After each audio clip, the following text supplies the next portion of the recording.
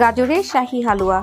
প্রথমেই গাজরটাকে তেল, ঘি, দুধ, এলাচি, দারচিনি দিয়ে একটু বয়েল করে সুন্দর করে ভাজা ভাজা করে নিতে হবে।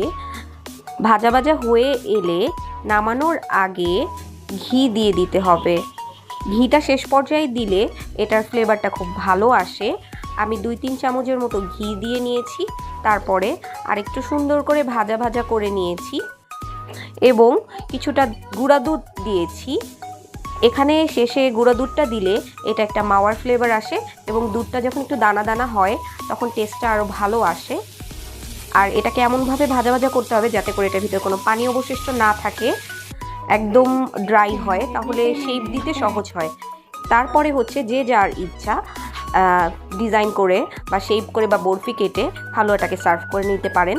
আমি হচ্ছে একটা স্টিলের প্লেটে একটু ঘি দিয়ে কাটার দিয়েও কিছু ডিজাইন করে নিয়েছিলাম, কুকি কাটার যেটাকে বলে।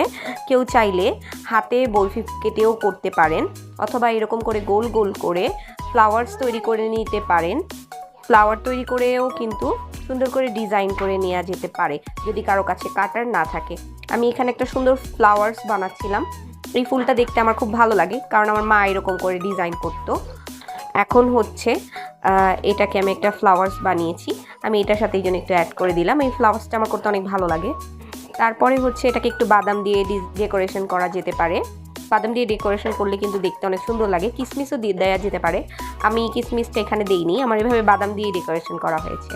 এই হচ্ছে আমার শাহী গাজরের হালুয়া।